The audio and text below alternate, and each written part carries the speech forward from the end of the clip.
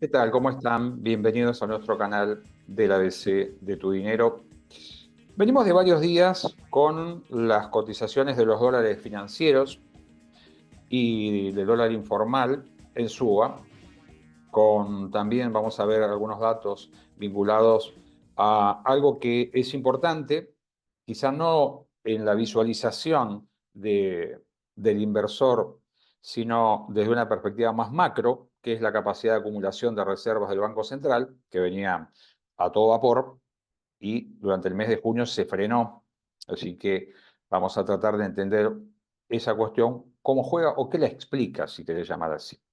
Así que vamos a hablar de un dólar en modo suba, algunas cuestiones que pueden explicarla y básicamente ver qué opciones tenemos en un marco donde ya me animaría a garantizarles que no deberíamos eh, ponernos demasiado preocupados en cuanto a esperar una corrida, por decir así. Pero, como decimos, la trampa de la nominalidad no juega en contra. Al cierre de hoy, estos son los valores, ¿no? Los dólares financieros por encima de los 1.300. También el que llamamos el dólar emocional, ese dólar blue informal, que tiene poco volumen de transacciones, pero marca una temperatura, ¿sí? Marca una preocupación o no. Cerró en 1.365 pesos, en algunos lugares un poco más arriba, 1.380.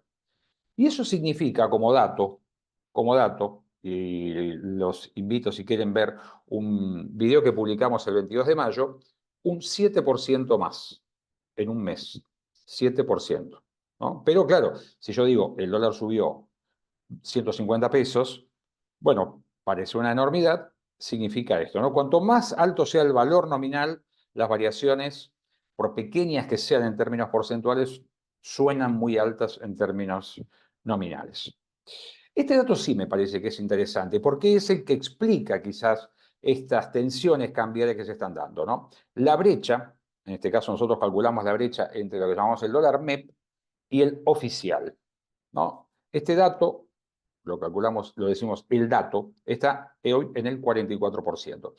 En la medida que el dólar oficial parezca barato, es decir, no tanto para el que pueda comprar, porque el cepo restringe las operaciones, ¿sí? No accedemos al dólar oficial, ya el dólar ahorro es una ficción, ¿no? Los famosos $200, ya creo que casi nadie puede acceder, pero para el que tiene que liquidar exportaciones, el dólar oficial es una referencia.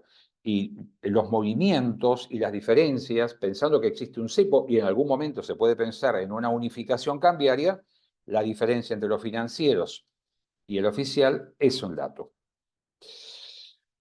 Esta diapositiva nos dice que quizás la explicación la podemos encontrar en que la tasa de interés en pesos bajó demasiado rápido. Es cierto, esto lo decíamos en mayo también, no somos los únicos que lo mencionamos, pero el atractivo de los pesos va perdiendo valor, ¿no?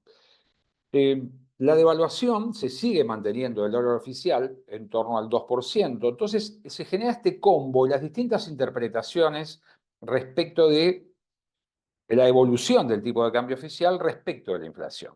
Una inflación que baja, sí, pero siempre se ha mantenido por encima de ese 2%. Entonces, la lectura que se puede hacer es que en términos de pesos se abarata el tipo de cambio, se retrasa porque no sigue siquiera la inflación, ¿no? ¿Cuál de ellas? La minorista. En general la miramos así, aunque uno no debería perder de vista la inflación mayorista que viene marcando otras velocidades y otros ritmos.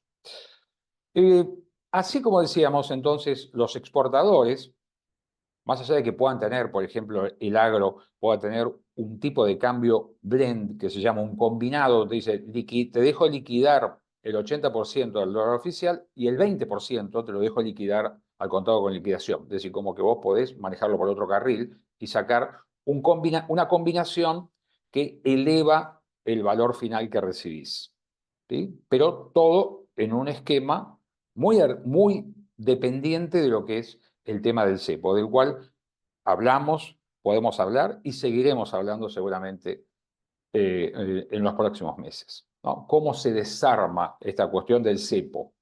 Porque hay una cuestión central, que es la capacidad que tiene, más allá de que se hable de la libre flotación, parece difícil pensar en una flotación libre si vos no tenés capacidad para en algún momento intervenir. Porque la idea de la libre flotación suena bien, pero recordemos que gran parte del programa antiinflacionario que tenemos, o que se está llevando adelante, tiene uno de sus anclas en el tipo de cambio.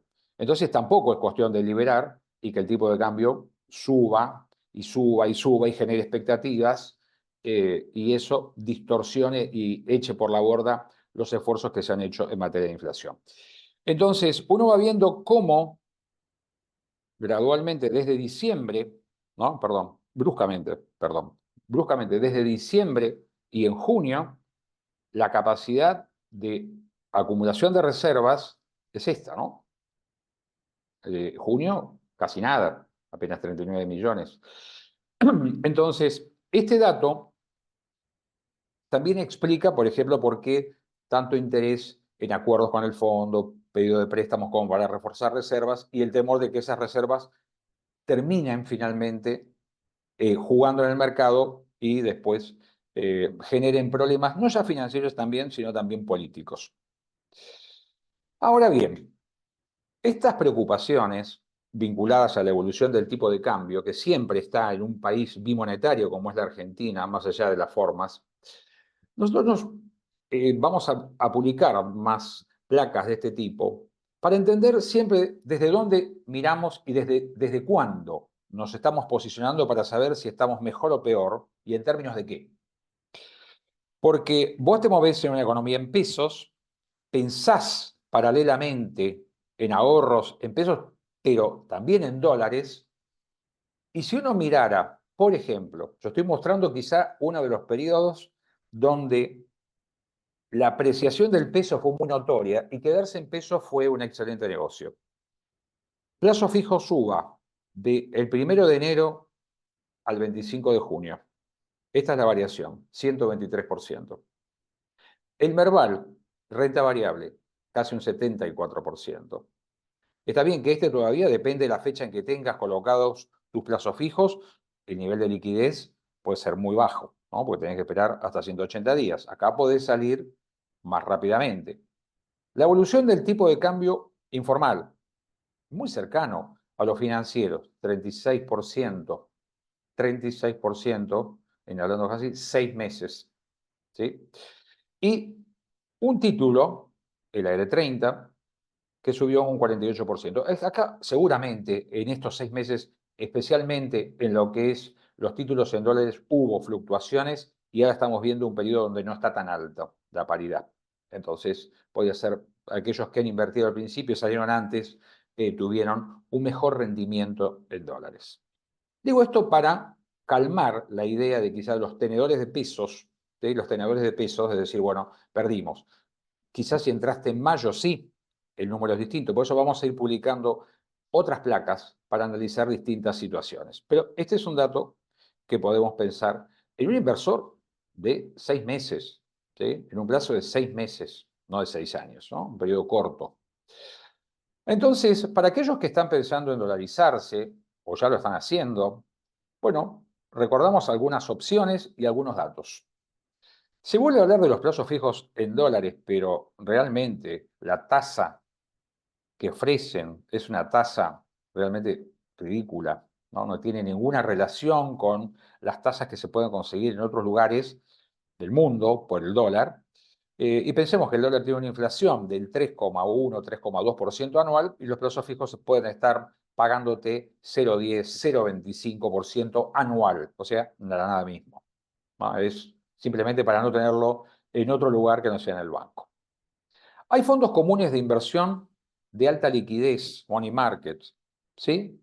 ¿Que invierten en qué? En plazos fijos en dólares, en cauciones bursátiles en dólares, que tampoco ofrecen un rendimiento atractivo, ¿no? Puede ser 0,5, entre el 0,5 y el 1% anual en dólares. Productos que pueden, es decir, no tanto el fondo, sino los productos financieros en los que invierte, comprarse en la bolsa. Y aparecen los productos tradicionales, ¿sí? De renta variable, CDRs, ¿no? En un mercado también bastante convulsionado el de la renta variable, básicamente por el efecto de las tecnológicas, y las obligaciones negociables que pueden ser. Ahí es bueno que lo diferencies porque YPF también está colocando, por ejemplo, obligaciones negociables, pero no pagaderas en dólares billete, lo que llaman hard dollar, ¿sí? Sino pagaderas en pesos que siguen ¿qué? La evolución del tipo de cambio oficial, dato de evaluación. Es decir, que ahí, si querés invertir en obligaciones negociables, tenés que diferenciar aquellas que son pagaderas en billete, dólar, o en pesos, siguiendo o al valor de la cotización del dólar oficial al momento del pago de la renta o de la amortización. La pregunta de cómo seguimos, primero seguimos pausando, ¿no? Es decir, no tomando decisiones apresuradas, ¿sí? Está bien que estamos hablando de datos del pasado, ¿sí? Pero acá se debate algo para la macro y para nosotros en la micro, el orden o el descontrol, ¿sí? Es decir, prolijidad, frialdad o racionalidad, no guiarse tanto por las emociones, versus la salida apresurada de donde estás para ir a dónde, por cuánto tiempo, es decir, con qué propósito vas a salir de esa inversión, por ejemplo, en pesos para pasarte a dólares. Recordemos que muchas veces, aunque nos parezca mentira, como sabemos que el dólar no crece, ni ningún precio crece hasta el cielo, muchas veces salimos a comprar cuando los precios suben. Y después tenemos que desprendernos de ellos cuando los precios están quietos o bajando, ¿no? Y hay una diferencia entre comprador y vendedor. Entonces, ojo con esto, con el apuro, el apresuramiento.